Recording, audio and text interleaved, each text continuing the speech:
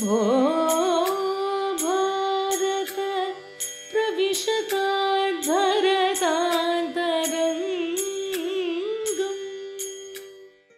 ನಮಸ್ಕಾರ ಸ್ನೇಹಿತರೆ. ನೂಪುರ ಭ್ರಮರಿಯು ತನ್ನ 19ನೇ ವರ್ಷವನ್ನು ಪೂರ್ಣಗೊಳಿಸಿ ವಿಂಶತಿ ಉತ್ಸವವನ್ನು ಆಚರಿಸುತ್ತಿರುವಂತಹ ಈ ಕಾಲಘಟ್ಟದಲ್ಲಿ ಭರತಾಂತರಂಗ ಅನ್ನುವಂತಹ ಈ ಅಧ್ಯಯನ ಸರಣಿಯ ಕಾರ್ಯಕ್ರಮಕ್ಕೆ ತಮಗೆಲ್ಲರಿಗೂ ಆತ್ಮೀಯವಾದಂತಹ ಸ್ವಾಗತ. ನಾನು ನಿಮ್ಮ ಡಾಕ್ಟರ್ ಮನೋರಮಾ BN, ನೂಪುರ ಭ್ರಮರಿ ಸಂಸ್ಥೆಯ ಪ್ರಾಚಾರ್ಯೆ, ಸಂಶೋಧಕಿ ಹಾಗೆ ಸಂಪಾದಕಿ. ಈ ಹೊತ್ತಿನ ಭರತಾಂತರಂಗದ ವಿಷಯ ನಾಯಿಕ, ನಾಯಕ, ತಾಂಡವ, ಲಾಸ್ಯ ಹೀಗೆ ಬಹಳ ವಿಸ್ತಾರವನ್ನು ಕ್ರಮಿಸಲಿಕ್ಕಿದೆ. ಈ ವಿಸ್ತಾರವನ್ನು ನಮಗೆ ಇನ್ನೊಂದಷ್ಟು ಹಾರ್ದವಾಗಿಸೋದಕ್ಕೆ ನಮ್ಮೊಂದಿಗೆ ಇರುವವರು ವಿದ್ಯಾವಾಚಸ್ಪತಿಗಳಾದಂತಹ ಉಮಾಕಾಂತ ಭಟ್ಟ ಕೆರೆಕೈ ಅವರು.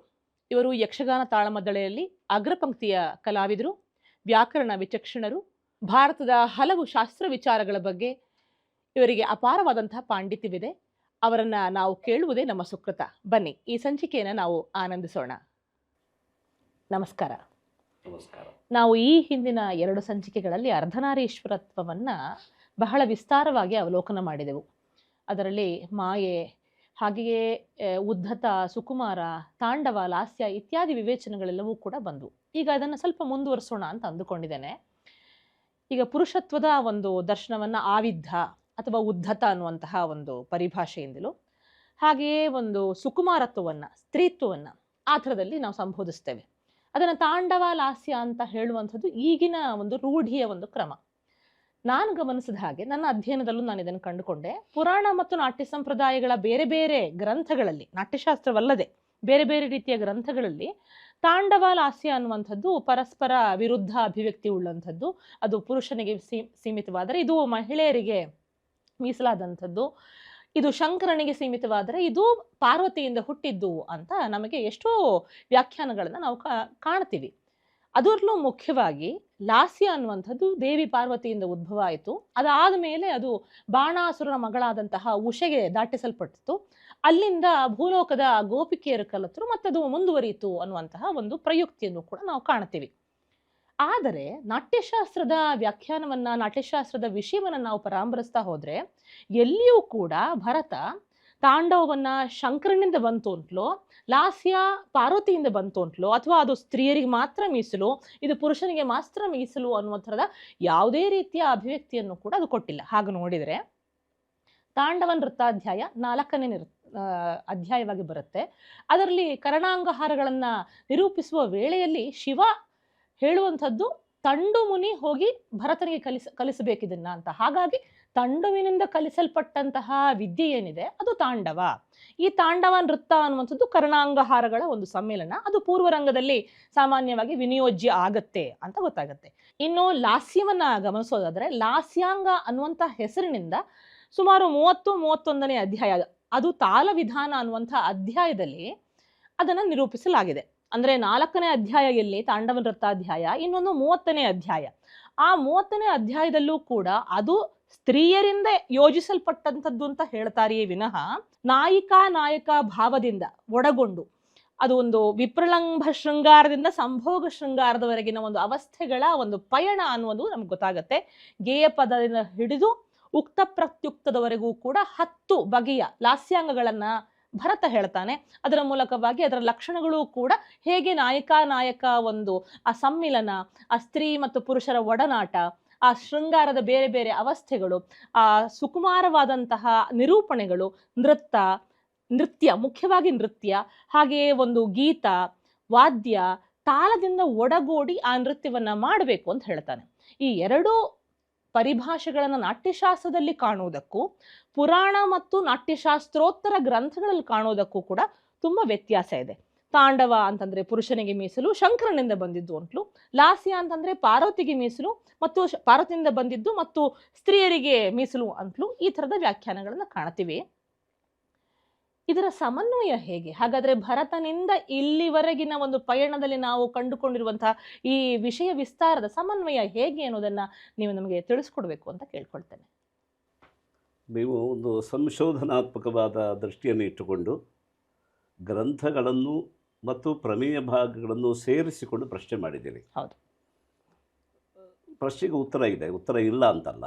ಆದರೆ ಒಂದು ಕ್ರಮವಾಗಿ ನಾವು ಅದನ್ನು ಗಮನಿಸಬೇಕು. ಕೆಲವು ವಿಷಯಗಳನ್ನು ಭರತ ಹೇಳಲಿಲ್ಲ, ಮುಂದಿನ ಗ್ರಂಥಕಾರರು ಅದನ್ನು ಹೇಳಿ ಸೇರಿಸಿದ್ದಾರೆ. ಆದ್ದರಿಂದ ಅದು ಶಾಸ್ತ್ರ ಪರಂಪರೆಗೆ ಬಂದಿದೆ ಹೌದು. ಎನ್ನುವುದು ನಮಗೆ ಇತಿಹಾಸ ಸಿದ್ಧವಾದ ವಿಷಯ. ನಿಜ.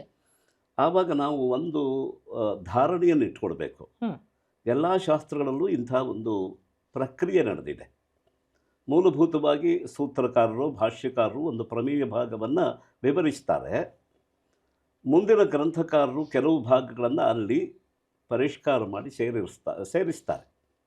ಅಂದರೆ ಮೊದಲು ಯಾವುದೇ ಒಂದು ಪ್ರಮೇಯ ಭಾಗದ ಉಲ್ಲೇಖ, ಪ್ರಥಮ ಉಲ್ಲೇಖಕ್ಕೂ ಮುಂದಿನ ಉಲ್ಲೇಖಗಳಲ್ಲಿಯೂ ಒಂದು ವ್ಯತ್ಯಾಸ ನಮಗೆ ಕಂಡು ಬರುತ್ತೆ. ಹೌದು. ಈ ವ್ಯತ್ಯಾಸವನ್ನು ನಾವು ಪ್ರಮೇಯದ ದೃಷ್ಟಿಯಿಂದ ತಾಳೆ ನೋಡಿ ನಿಶ್ಚಯ ಮಾಡಬೇಕು, ಅಷ್ಟೇ ಇರೋದಲ್ಲಿ, ನಿಜ. ಮತ್ತೇನಿಲ್ಲ. ಈಗ ನಾವು ಹಿಂದಿನ ಸಂಚಿಕೆಯಲ್ಲಿ ಆಲೋಚನೆ ಮಾಡಿದ ಹಾಗೆ ಶಿವೆಯರ ಒಂದು ಸಂಬಂಧ ಹೇಗಿದೆ ಅಂದರೆ ಅರ್ಧನಾರೀಶ್ವರ ಅವತಾರವಾಗಿ ಅವರಿದ್ದಾರೆ ಅಂತ. ಹೌದು. ಅಂದರೆ ದೇಹದ ಒಂದು ವಾಮಾರ್ಧದಲ್ಲಿ ಪಾರ್ವತಿಯು, ದಕ್ಷಿಣ ಅರ್ಧದಲ್ಲಿ ಶಿವನೂ ಇದ್ದಾರೆ ಅಂತ. ಇವರ ಸಂಬಂಧವನ್ನು ನಾವು ಹಿಂದಿನ ಸಂಚಿಕೆಯಲ್ಲಿ ಗಾಢವಾಗಿ ಚರ್ಚೆ ಮಾಡಿದ್ದೇವೆ. ನಿಜ. ಈ ಪ್ರಪಂಚವೆಲ್ಲ ಶಿವನ ಸೃಷ್ಟಿ ಅಂತಾದರೆ ಶಿವ ಒಬ್ಬನೇ ಸೃಷ್ಟಿ ಮಾಡೋದಕ್ಕೆ ಸಾಧ್ಯ ಇಲ್ಲ. ಶಂಕರ ಭಗವತ್ಪಾದರು ಅದನ್ನು ಸೂಚಿಸಿದ್ದಾರೆ.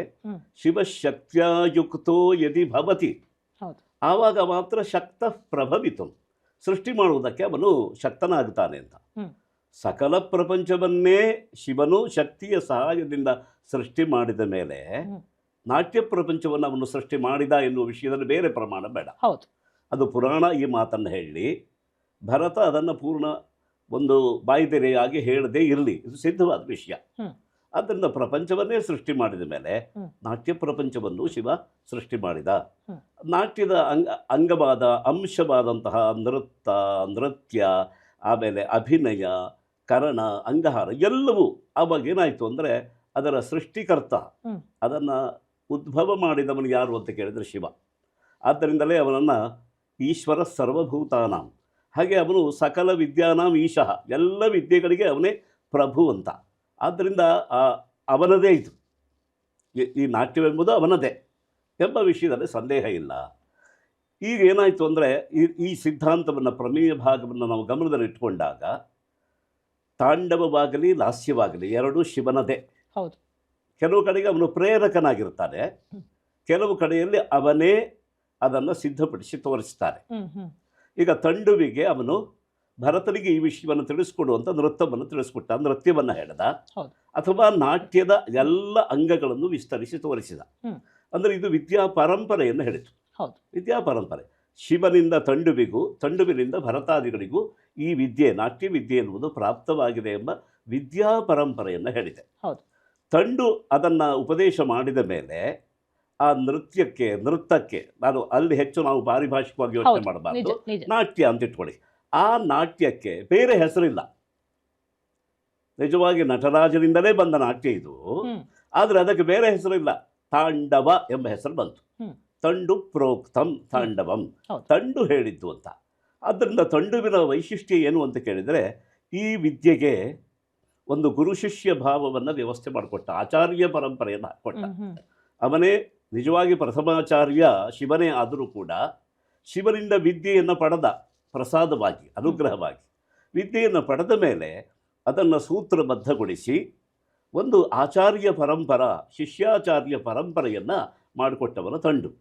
ಆದ್ದರಿಂದ ತಂಡುವಿನಿಂದ ಅದು ಈ ಲೋಕಕ್ಕೆ ಪ್ರಾಪ್ತವಾದ್ದರಿಂದ ತಾಂಡವ ಅಂತಾಯಿತು. ಪ್ರಾರಂಭದಲ್ಲಿ ಹೇಗಿದ್ದಿರಬಹುದು ಅಂತಂದರೆ, ನಾಟ್ಯದ ಎಲ್ಲ ವಿಷಯಕ್ಕೂ ತಾಂಡವ ಎಂಬ ಹೆಸರೇ ಇರಬಹುದು, ಇರೋದಕ್ಕೆ ಸಾಧ್ಯ. ಆದರೆ ನೋಡಿ, ಪ್ರಕೃತಿಯಲ್ಲಿ ಬರುವಾಗ, ನಿಸರ್ಗದಲ್ಲಿ ಅದಕ್ಕೆ ಎರಡು ಪ್ರಕಾರ ಸಹಜವಾಗಿದೆ. ಒಂದು ಮಧುರವಾಗಿರತ್ತೆ, ಇನ್ನೊಂದು ಉದ್ಧತವಾಗಿರತ್ತೆ. ಇದು ಪ್ರಕೃತಿ. ಭರತನು ಅದನ್ನು ಗಮನಿಸಿ ಹೇಳಿದ್ದಾನೆ. ಈಗ ಆವಿದ್ಧ ಅಥವಾ ಅದನ್ನು ಸುಕುಮಾರ ಅಂತ ವಿಭಾಗ ಮಾಡಿದ್ದು ಕೂಡ ಅದರ ಗುಣಧರ್ಮದಿಂದ, ಅದು ಹೇಗೆ ಅಭಿವ್ಯಕ್ತವಾಗತ್ತೆ ಅಂತ. ಈಗ ತಾಳ ಬೇರೆ ಇಲ್ಲ, ಗತಿ ಬೇರೆ ಇಲ್ಲ, ಸ್ಥಾನ ಬೇರೆ ಇಲ್ಲ, ಎಲ್ಲ ಅದದೇ ಆದರೂ ಕೂಡ ಅದು ಹೇಗೆ ಅಭಿವ್ಯಕ್ತವಾಗತ್ತೆ, ಮಾಧುರ್ಯವನ್ನು ಮುಂದಿಟ್ಕೊಂಡು, ಲಾಲಿತ್ಯವನ್ನು ಮುಂದಿಟ್ಕೊಂಡು ಅದು ಅಭಿವ್ಯಕ್ತವಾದರೆ ಅದಕ್ಕೆ ಲಾಸ್ಯ ಎಂಬ ಹೆಸರಿಟ್ಟಿದ್ದಷ್ಟೇ. ಅದೇ ಉದ್ಧತವಾಗಿ ಅದು ಅಭಿವ್ಯಕ್ತವಾದರೆ, ಅದು ಪ್ರದರ್ಶಿತವಾದರೆ ಅದಕ್ಕೆ ತಾಂಡವ ಅಂತ ಒಂದು ಹೆಸರನ್ನು ಕೊಟ್ಟರು. ವಸ್ತುತಃ ತಾಂಡವವೆಂಬುದು ಪೂರ್ಣ ನೃತ್ಯವನ್ನು ಹೇಳುವ ಶಬ್ದವೇ ಆಗಿದ್ದಿದ್ದರು ತಂಡುವೇ ಈ ವಿದ್ಯೆಯನ್ನು ಪ್ರವರ್ಧನ ಮಾಡಿದ ಆಚಾರ್ಯನಾಗಿದ್ದರೂ ಕೂಡ ಮುಂದಕ್ಕೆ ಒಂದು ಸೌಕರ್ಯಕ್ಕಾಗಿ ಒಂದು ವಿಭಾಗ ಮಾಡಿದರು. ಈಗ ಏನಾಯಿತು ಅಂದರೆ ತಾಂಡವ ಪದ ಈಗ ಸಂಕುಚಿತವಾಯಿತು, ನಿಜ, ಅದರ ವ್ಯಾಪ್ತಿ ಕಡಿಮೆ ಆಯಿತು ಅಷ್ಟೇ. ಈಗ ಉದಾಹರಣೆಗೆ ಮಧುರ ಎಂಬ ಶಬ್ದವನ್ನು ನೀವು ಗಮನಿಸಿ, ಎಲ್ಲ ರಸವೂ ಆಸ್ವಾದ್ಯ ಆದರೆ ಮಧುರ ಅಂತ ಹೆಸರು. ಮುಂದೆ ಬರ್ತಾ ಬರ್ತಾ ಜನರ ಬಾಯಲ್ಲಿ ಸಿಹಿಯನ್ನು ಮಧುರ ಅಂತ ಹೇಳಿದರು. ಹೌದು, ಸಿಹಿ ಮಾತ್ರ ಮಧುರ ಆಗಬೇಕು ಅಂತಿಲ್ಲ, ಯಾವ ರಸವೂ ಮಧುರ ಆಗಬಹುದು, ಮಾಧುರ್ಯವೆಂಬುದು ಇರಬಹುದು. ಆದರೆ ಜನರೇ ಸೌಕರ್ಯಕ್ಕಾಗಿ ಒಂದು ಪದವನ್ನು ಸಂಕೋಚ ಮಾಡ್ಕೊಳ್ತಾರೆ. ಒಂದು ಸಂಕೋಚ ತಾಂಡವ ಪದಕ್ಕೆ ಬಂದಿದೆ ಅಂತ ಇಟ್ಕೊಂಡಾಗ ಪ್ರಮೇಯಕ್ಕೂ ಗ್ರಂಥ ರಚನೆಗೂ ನಮ್ಗೆ ಅಷ್ಟಾಗಿ ವಿರೋಧ ಕಾಣೋಲ್ಲ. ವಿರೋಧ ಅಲ್ಲ, ಅದು ಇದ್ದಾಗ ಕಾಣುತ್ತೆ, ವಿರೋಧ ಇಲ್ಲ ಅಂತ.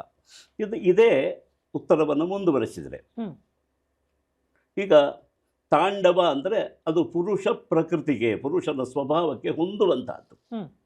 ಲಾಸ್ಯವೆಂಬುದು ಸ್ತ್ರೀಯ ಸ್ವಭಾವಕ್ಕೆ ಹೊಂದುವಂತಹದ್ದು ನೈಸರ್ಗಿಕವಾಗಿ. ನೋಡಿ, ಇದನ್ನು ನಾವು ಬಹಳ ಉದಾಹರಣೆಗಳನ್ನು ಇಟ್ಟುಕೊಂಡು ಗಮನಿಸಬೇಕು. ಈಗ ಉದ್ಧತ ಭಾವ ಹೆಣ್ಮಕ್ಳಲ್ಲಿ ಇಲ್ವಾ? ಇದೆ. ಹಾಗೆ ಮಾರ್ಧವ ಗಂಡಸರಲ್ಲಿ ಇಲ್ವಾ? ನಾವು ಇದರ ಬಗ್ಗೆ ಹಿಂದೂ ಮಾತಾಡಿದ್ದೇವೆ. ಇರಬಹುದು, ಆದರೆ ಹೆಚ್ಚಿಲ್ಲ, ಗಮನಿಸಬೇಕು. ಗಂಡಸರು ಮೃದುವಾದರೆ ಕೆಲವೇ ಸಂದರ್ಭಗಳಲ್ಲಿ ಪ್ರಯತ್ನಪೂರ್ವಕವಾಗಿ ಮೃದುವಾಗ್ತಾರೆ, ಪ್ರಕೃತಿಯಿಂದ ಅಲ್ಲ, ಸ್ವಭಾವದಿಂದ ಅಲ್ಲ. ನಾವು ಅದನ್ನು ಗಮನಿಸಬೇಕು.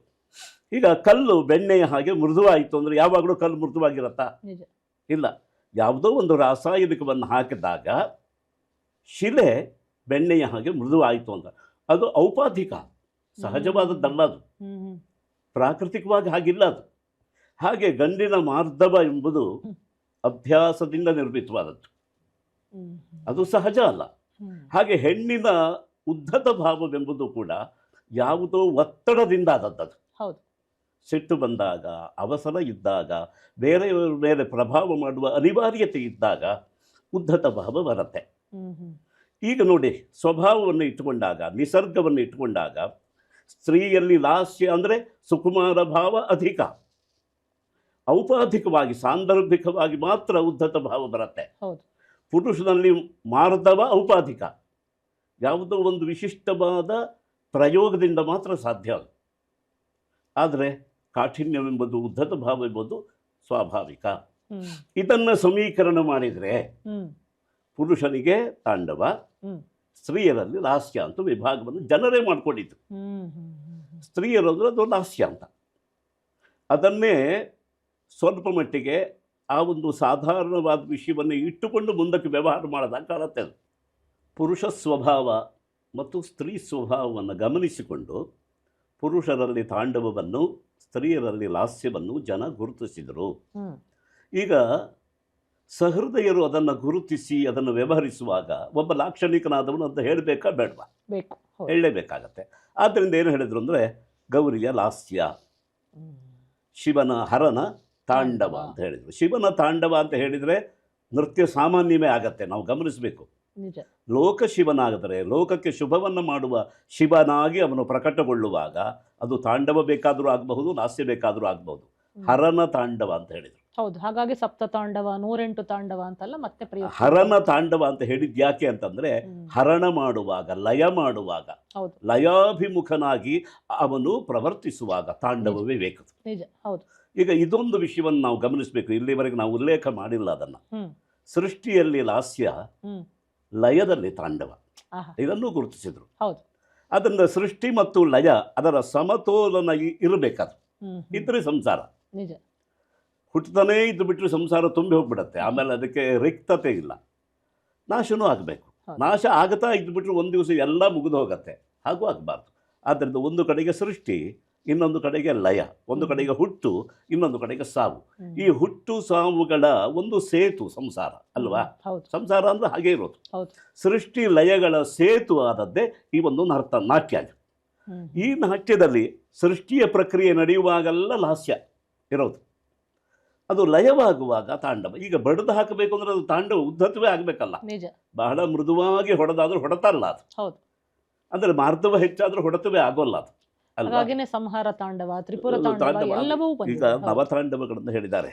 ಹಾಗೆ ಗೌರಿ ತಾಂಡವ ಅಂತಲೂ ತಂತ್ರಶಾಸ್ತ್ರದಲ್ಲಿ ಉಲ್ಲೇಖ ಇದೆ. ಕಾಳಿಕಾ ತಾಂಡವ ತಾಂಡವ ಅಂತ, ಗೊತ್ತಿದೆ. ಗೌರಿ ತಾಂಡವ ಇತ್ಯಾದಿ ಉಲ್ಲೇಖಗಳಿವೆ. ಅದೆಲ್ಲ ಹೇಗೆ ಅಂತಂದರೆ ಆಯಾ ಶಕ್ತಿ ಉದ್ಧತ ಭಾವವನ್ನು ತನ್ನಲ್ಲಿ ಆರೋಪಿಸಿಕೊಂಡು ಮಾಡಿದ ಒಂದು ತಾಂಡವ ಅದು. ಹ್ಮ್, ಹ್ಮ್, ಹ್ಮ್, ಹ್ಮ್. ಈಗ ತುಂಬ ಒಬ್ಬ ಪಳಗಿದ ಕಲಾವಿದನಾದರೆ ಹ್ಮ್. ಅವನೇ ಲಾಸ್ಯವನ್ನು ಹಾಗೆ ಮಾಡಬಲ್ಲ, ಹ್ಮ್. ತಾಂಡವನ್ನು ಮಾಡಬಲ್ಲ. ಆವಾಗ ಏನಾಗತ್ತೆ ಅಂದರೆ ಅದಕ್ಕಾಗಿ ಅರ್ಧನಾರೀಶ್ವರ ಎಂಬ ಹೆಸರಿದೆ, ಅದರ ಸಾರ್ಥಕ್ಕೆ ಬರೋದು ಅದೇ. ಹ್ಮ್, ಹ್ಮ್, ಹ್ಮ್.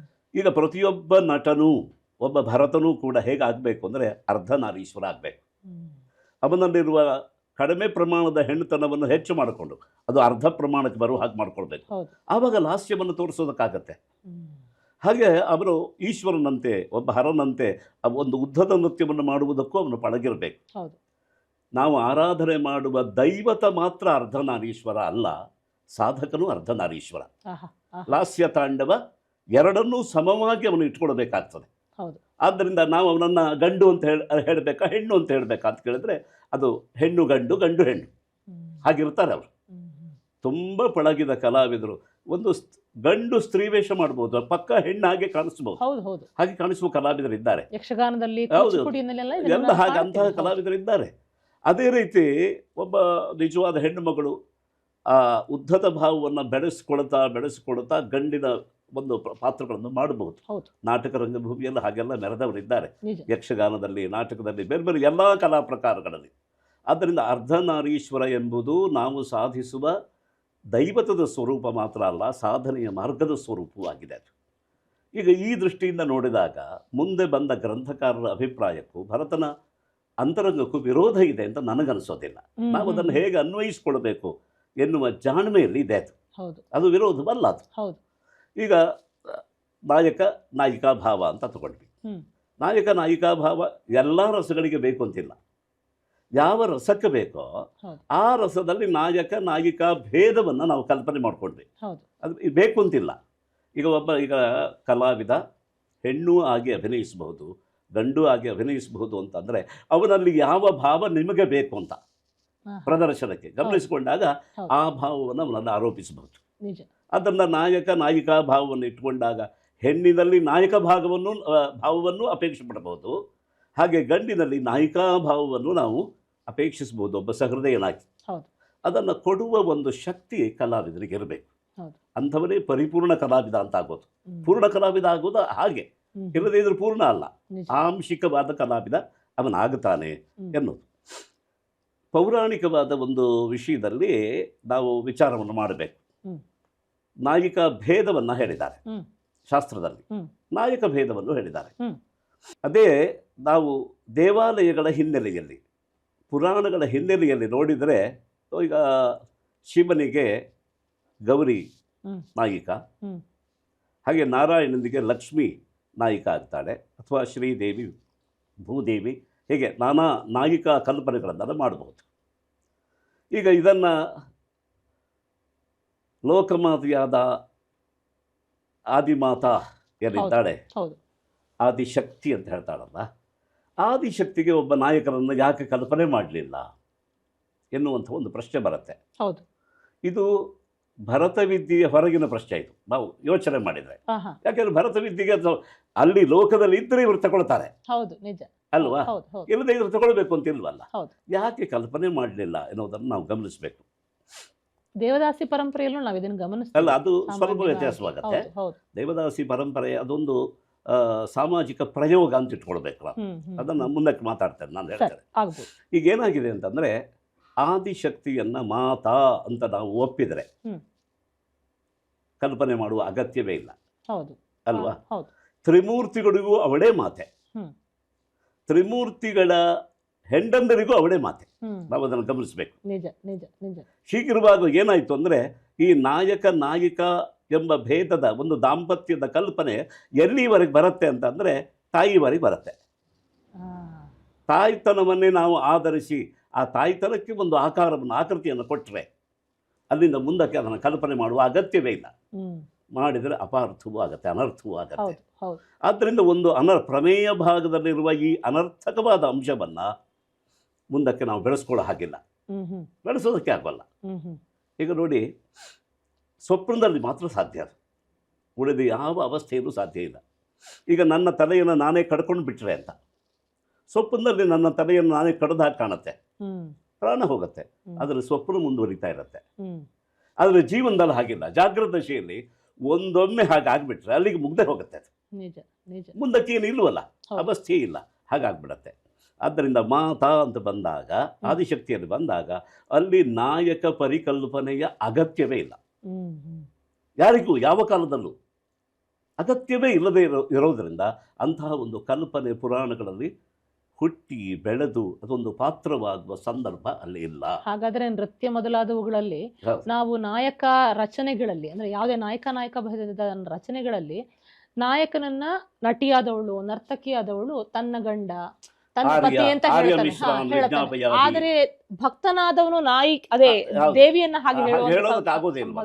ತಾಯಿ ಅಲ್ಲಿ ಮಾತೃಪುತ್ರ ಭಾವ ಇದೆ, ಹೌದು, ತಾಯಿ ಮತ್ತು ಮಗ ಎಂಬ ಸಂಬಂಧ ಇದೆ. ಆದ್ರಿಂದ ಆ ಸಂಬಂಧದಲ್ಲಿ ಅಂತಹದ್ದು ಅವಕಾಶಗಳು ಇಲ್ಲ. ಒಂದೊಮ್ಮೆ ಅಂತಹ ಒಂದು ತೀರ ನಾಗರಿಕತೆ ಬೆಳೆಯದೇ ಇರುವ ಜನಾಂಗ ಇದ್ದರೆ ಅಲ್ಲಿ ಇರಬಹುದೋ ಏನೋ ನಮಗೆ ಗೊತ್ತಿಲ್ಲ. ಅಂದ್ರೆ ಹೆಣ್ತನದ ಶೀಲವೂ ಕೂಡ ತುಂಬಾ ಅದರಿಂದಲೇ ಈಗ ಶೀಲ ಮತ್ತು ಸುಕುಮಾರತೆ ಎರಡನ್ನು ಇಟ್ಕೊಂಡೇ ನಮ್ಮ ಭರತ ಶಾಸ್ತ್ರ ಬೆಳೆದಿದೆ. ನಾವು ಅದನ್ನು ಮರಿಬಾರ್ದು. ನಾವು ಎಲ್ಲ ಕಡೆಗೂ ನೋಡಿ, ಪರನಾಯಿಕ ವರ್ಣನೆ ಬರುತ್ತೆ, ಆ ವರ್ಣನೆಗೆ ಒಂದು ಮಿತಿ ಇದೆ, ಅದನ್ನು ಹೆಚ್ಚು ಬೆಳೆಸೋ ಹಾಗಿಲ್ಲ. ಅವಳು ಪರನಾಯಿಕ ಅಂತ ಆದರೆ ಯಾವುದೋ ಒಂದು ಸ್ವಾರಸ್ಯಕ್ಕೆ, ಒಂದು ಮಿಂಚಿಗೆ, ಒಂದು ಭಾವಗಳ ಒಂದು ತಿರುವಿಗಾಗಿ ಮಾತ್ರ ಅದನ್ನು ಬಳಸಬಹುದೇ ಹೊರತು ಈ ಪರನಾಯಿಕ ಭಾವವನ್ನು ಬಹಳ ವಿಸ್ತರಿಸುವ ಹಾಗಿಲ್ಲ. ಅದಕ್ಕೊಂದು ಮಿತಿ ಇದೆ. ಯಾಕೆ ಅಂದರೆ ಅದರ ಮಿತಿಯನ್ನು ನಿರ್ಧಾರ ಮಾಡಿದ್ದು ಯಾವುದು? ಸಮಾಜ. ಈಗ ಆ ಭಾವಗಳನ್ನು ರಸವಾಗಿಸಿಕೊಳ್ಳಬೇಕಾದ ಸಮಾಜದ ಜವಾಬ್ದಾರಿ ಅದು. ಸಮಾಜದ ಶೀಲವೇ ನಾಟ್ಯದ ಒಳಗೂ ಬರುತ್ತೆ. ಅದು ನಾಟ್ಯದಲ್ಲಿ ನಿರೂಪಿತವಾದ ಶೀಲ ಸಮಾಜವನ್ನು ರಕ್ಷಣೆ ಮಾಡುತ್ತೆ. ಹೀಗೆ ಪರಸ್ಪರ ಸಂಬಂಧ ಇದೆ. ಆದ್ದರಿಂದ ಆ ಭಾವಗಳು ಬರೋದಕ್ಕೆ ಸಾಧ್ಯ ಇಲ್ಲ. ಈ ಮಾತೆ ಮಾಯೆ ಆಗುವಂಥದ್ದು, ಮಾಯೆ ಮಾತೆ ಆಗುವಂಥದ್ದು, ಇದರ ಪರಿಕಲ್ಪನೆಯಲ್ಲಿ ವೈರುಧ್ಯ ಇದೆಯಾ ಅಥವಾ ಇಲ್ವಾ? ಅದು ತುಂಬ ಸೂಕ್ಷ್ಮವಾದ ವಿಚಾರ. ಮತ್ತು ದಾರ್ಶನಿಕವಾಗಿ ಅನೇಕ ಪ್ರಶ್ನೆಗಳನ್ನು ಹುಟ್ಟಿಸುವ ಭಾಗ ಅದು. ಈಗ ಪ್ರಪಂಚವನ್ನು ನಿರ್ಮಾಣ ಮಾಡುವವನು ಮಾಯೆ ಅಲ್ಲ, ಆದರೆ ಪ್ರಪಂಚ ಮಾಯಿಕ. ನಮಗೆ ಪ್ರಪಂಚ ಇದೆ ಅಂತ ಕಾಣೋದೆಲ್ಲ ಮಾಯಾ ಕಲ್ಪಿತ ಅದು. ಆದ್ದರಿಂದ ಏನಾಯಿತು ಅಂದರೆ ಭೇದ ಕಲ್ಪನೆ ಮತ್ತು ಪ್ರಪಂಚದ ಕಲ್ಪನೆ ಎಲ್ಲ ಅದು ಮಾಯೆಯ ಒಂದು ಪ್ರಭಾವ ಅಂತ ಅಂದುಕೊಳ್ಳುವ ಸಿದ್ಧಾಂತ ಇದೆ. ಆಗ ಮಾಯೆಯನ್ನೇ ನಾವು ಆರಾಧನೆ ಮಾಡಬೇಕಾ ಬೇಡ ಅನ್ನೋದು ಆರಾಧನೆಯ ದೃಷ್ಟಿಯಿಂದ ಬಂದಂಥ ಒಂದು ವಿಷಯ ಇದು. ಈಗ ಮಾಯೆಯನ್ನು ದಾಟಬೇಕು ಎಂಬ ಉದ್ದೇಶ ಇದ್ದವನಿಗೂ ಮಾಯೆ ಸಹಾಯ ಮಾಡ್ತಾಳೆ ಅಂತ ಆ ದೃಷ್ಟಿಯಿಂದ ಅವಳನ್ನು ತಾಯಿ ಅಂತ ಆರಾಧನೆ ಮಾಡೋದು. ಯಾಕೆಂದರೆ ಈ ಪ್ರಪಂಚಕ್ಕೆ, ಸಂಸಾರಕ್ಕೆ, ಮಾಯಿಕವಾದ ಸಂಸಾರಕ್ಕೆ, ಪ್ರಪಂಚಕ್ಕೆ ತಂದವಳೇ ತಾಯಿ. ಅವಳ ಅನುಗ್ರಹ ಆದರೆ ದಾಟಿಸ್ತಾಳೆ ಅವಳು. ಇಲ್ಲಿಗೆ ಕರ್ಕೊಂಡು ಬಂದವಳು ಇಲ್ಲಿಂದ ಅಲ್ಲಿಗೆ ಕರ್ಕೊಂಡು ಹೋಗ್ತಾಳೆ ಅಂತ ಈ ಹಿನ್ನೆಲೆಯಿಂದಲೇ ಅವಳಿಗೆ ತಾಯಿತನವನ್ನು ಇಟ್ಟಿತ್ತು. ಇಲ್ಲದೇ ಇದ್ರೆ ಯಾವುದೇ ಒಂದು ಸಾಹಿತ್ಯದಲ್ಲಿ ಮಾಯೆ ನನ್ನ ಹೆಂಡತಿ ಅಂತ ಅಂದ್ಕೊಂಡವಳು ಇಲ್ವೇ ಇಲ್ಲ. ಅದು ಅಂದುಕೊಳ್ಳುವ ಅಧಿಕಾರ ಇರೋದು ಶಿವನಿಗೆ ಮಾತ್ರ. ಶಿವನಿಗೆ ಮಾತ್ರ, ಜೀವನಿಗಿಲ್ಲ. ಜೀವನಿಗೆ ಆ ಅಧಿಕಾರವೇ ಇಲ್ಲ. ಶಿವ ಮಾಡ್ಬೋದು, ಆದರೆ ಆ ಪ್ರಯತ್ನ ಮಾಡಿದರೆ ಏನಾಗತ್ತೆ ಅನ್ನೋದಕ್ಕೊಂದು ಉದಾಹರಣೆ ಇದೆ. ಶಿವ ಪಾರ್ವತಿಯರು ಪ್ರತ್ಯಕ್ಷ ಆದಾಗ ರಾವಣನಲ್ಲಿ ಶಿವ ಕೇಳ್ತಾನೆ, ನಿನಗೇನು ಬೇಕು ಅಂತ.